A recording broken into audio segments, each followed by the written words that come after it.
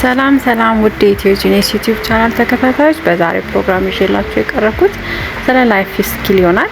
ላይፍ ስኪል የምንለው እንግዲህ በጣም ብዙ ነገሮችን በውስጡ የያዘ ነገሮች ነው። ለምሳሌ ታይም ማኔጅመንትን፣ ሃው ቱ ኮሚኒኬት ኢፌክቲቭሊ፣ እንዴት ነው ከሰዎች ጋር ኢፌክቲቭሊ ኮሚኒኬት አድርገን የምንግባባው። ትንሽ ቀላል የሚመስል ግን ቢግ ኢሹ ነው። how to communicate effectively ከሰዎች ጋር በትክክል ተነጋግሮ መግባባት የማይችሉ ብዙ ሰዎች ስላሉ ማለት ነው። ሌላው ዲሲዥን ሜኪንግ ላይ ነው። ስማርት የሆነ ለላይፋችን የሚጠቅም ስማርት ዲሲዥን እንዴት ሜክ ማድረግ እንችላለን። ሌላው ኢሞሽናል ኢንተለጀንስ ነው። ኢሞሽናል ኢንተለጀንስ ለፐርሰናልም ለፕሮፌሽናል ሰክሰሳችን ኪ የሚባል ነገር ነው። ኢሞሽናችንን እንዴት አድርገን ማኔጅ ማድረግ የሚለው ነው። ሌላኛው ፋይናንሻል ሊትሬሲ ነው። ፋይናንሻል ሊትሬሲ ራሱን የቻለ ትልቅ እውቀት ነው። ከላይፍ ስኪል ውስጥ ቤዚክ ከሚባሉት ውስጥ አንዱ ነው። ስለ በጀቲንግ ማወቅ አለብን። ስለ ሴቪንግ ማወቅ አለብን። ሃው ቱ ማኔጅ መኒ፣ ገንዘብ እንዴት ማኔጅ ማድረግ እንዳለብን ማወቅ አለብን። ሌላኛው ፕሮብሌም ሶልቪንግ ስኪል ነው። ፕሮብሌም ሶልቪንግ ስኪል እንዴት ነው ነገሮችን ስቴፕ ባይ ስቴፕ ወይም ደግሞ ሂደት በሂደት ቻሌንጆችን ጋይድ አድርገን ኦቨርካም ማድረግ የምንችለው የሚለውን ፕሮብሌም ሶልቪንግ ስኪል ራሱ ትልቅ ራሱን የቻለ ትልቅ ስኪል ነው። ከዛ ደግሞ ክሪቲዝሞችን እንዴት አድርገን ነው ለእድገት የምንጠቀምበት፣ ራሳችንን እንዴት ኢምፕሩቭ እናደርጋለን፣ ሃው ቱ ሃንድል የሰዎችን አስተያየት የሰዎችን ትችት እንዴት አድርገን ነው ፖዚቲቭሊ ተረድተን ኢምፕሩቭ ራሳችንን ለማሻሻል ኔጌቲቭሊ ሳይሆን ፖዚቲቭሊ ወስደ ነው ማለት የሰዎች ትችት ኔጌቲቭም ፖዚቲቭም ሊሆን ይችላል። ግን እኛ ሁሉንም ፖዚቲቭሊ ተጠቅመን እንዴት አድርገን ራሳችንን ኢምፕሩቭ እናደርግበታለን። ይሄ ራሱን የቻለ ስኪል ነው። ጎል ሴት የማድረግ ስኪል አለ። እንዴት አድርገን ነው ፊውቸራችንን ፕላን አድርገን ከሱ ጋር ስቲክ የምናደርገው። ጎል ሴት የማድረግ ስኪል አለ። የአዳፕቴቢሊቲ ስኪል አለ። ስትሮንግ ሆነን ከቼንጅ ጋር ራሳችንን ከለውጥ ጋር ራሳችንን አዳፕት ፍሌክሲቢሊቲ እየተጠቅመን ከነገሮች ጋር ራሳችንን አጀስት እያደረግን የሚሄድ ይሄም ሌላ ስኪል ነው። ሌላው ቲም ወርክ እና ኮላቦሬሽን ስኪል ከሰዎች ጋር ተስማምቶ የመስራት ተስማምቶ የመኖር ይሄ ራሱን የቻለ ትልቅ ስኪል ነውና እነዚህ ጠቅልል ተደርገው ላይፍ ስኪል ይባላሉ። የላይፍ ስኪል ናቸው። ህይወት ሰው ሰክሰስፉል ለመሆን ፐርሰናሊ ፕሮፌሽናሊም ሰክሰስፉል ሆኖ ለመኖር የሚጠቅሙ ዋና ነገሮች ናቸው። የላይፍ ስኪል የሚባሉት 10 አሁን የዘረዘርኩላችሁ። ለዛሬ ግን ይዤላችሁ የቀረብኩት ከነዚህ መካከል ስለ ታይም ማኔጅመንት ነው። ስለ ታይም ማኔጅመንት የተወሰኑ ቲፖችን ሼር አደርጋችኋለሁ። ቻናላችንን ሰብስክራይብ በማድረግ አበረታቱን። ላይክ አድርጉ፣ ቪዲዮን ሼር አድርጉልን፣ ኮሜንት በማድረግ አበረታቱን። ወደ መጀመሪያው ታይም ማኔጅመንት ስገባ ታይም ማኔጅመንት እንደ ተማሪም እንደ ሰራተኛም እንደ ማንኛውም ግለሰብም ሰዓታችንን ጊዜያችንን እንዴት አድርገን ነው ማኔጅ ማድረግ ያለብን፣ እንዴት ነው የምንረዳው? ታይም ማኔጅ ጊዜያችንን ማኔጅ በማድረጋችን ምንድን ነው የምናተርፈው? ፎከስድ እንሆናለን፣ ጭንቀት እንቀንሳለን። እንደገና በየቀኑ ምን ያህል ስራ እንደሰራን እናውቃለን። ፕላን አድርገን እንንቀሳቀሳለን። ስራችንን ፕራዮሪታይዝ በማድረግ በቅደም ተከተል ለመስራት እንሞክራለን። ዲስትራክሽኖች፣ እነዚህ የሚረብሹን ነገሮች ለማስወገድ ይጠቅመናል እና ታይም ማኔጅመንት በጣም ቤዚክ ነው። ከላይፍ ስኪል ውስጥ እነዛን ሁሉ ነገሮች የምናመጣው መጀመሪያ ታይማችንን ማኔጅ ስናደርግ ነው። ከታች የተዘረዘሩትን ወይም ቅድም የገለጽናቸውን ስለ ለምሳሌ ፕሮብሌም ሶልቪንጉን፣ ፋይናንሻል ሊትሬሲውን፣ ኢሞሽናል ኢንተለጀንሱ የምናመጣው መጀመሪያ ታይም ላይ ስንሰራ ነው።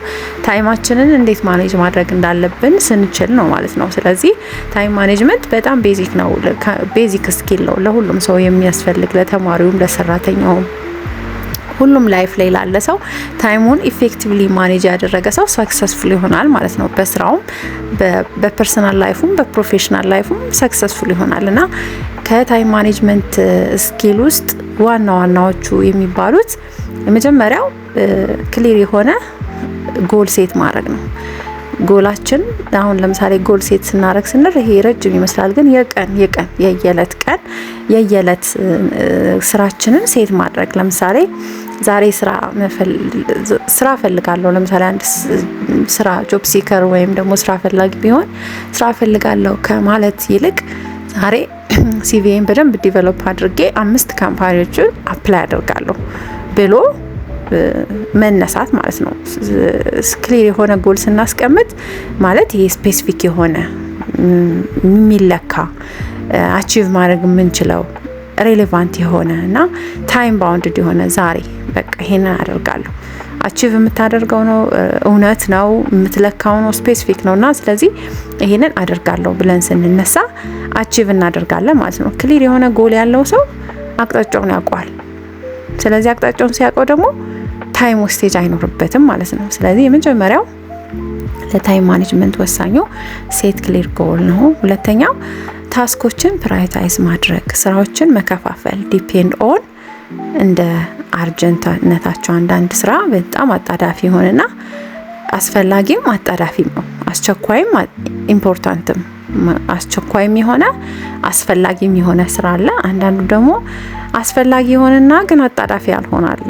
አንዳንዱ ደግሞ አጣዳፊ ሆኖ አስቸኳይ ያልሆነ አለ እና ሁለቱንም ያልሆነ ደግሞ አለ። አጣዳፊም ያልሆነ አርጀንትም ያልሆነና ሁለቱም ማለት ኢምፖርታንትም ያልሆነ አለና ፎከስ ማድረግ ሁልጊዜ መስራት ያለብን አስፈላጊ የሆነውን ነው ቅድሚያ መስጠት ያለብንና ፕራዮሪታይዝ ታስኮችን በቅደም ተከተል የመስራት ክህሎት ሁልጊዜ መዳበር አለበት ማለት ነው።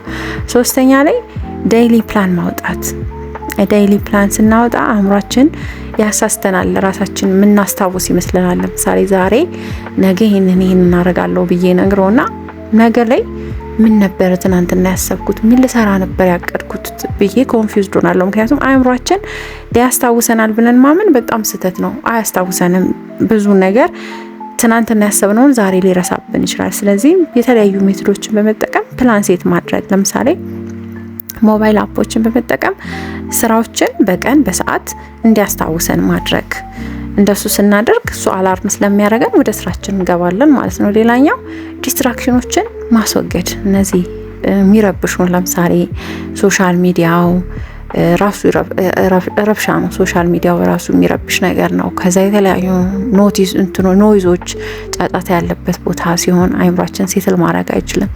እንደገና ደግሞ አንዳንድ ጊዜ መልቲ ታስክ ማለት ማአት ስራዎች አይምሯችን ውስጥ መምጣት እሱ ራሱ ፎከስ እንዳናደርግ ስለሚያደርገን መልቲ ታስኮችን ማስወገድ።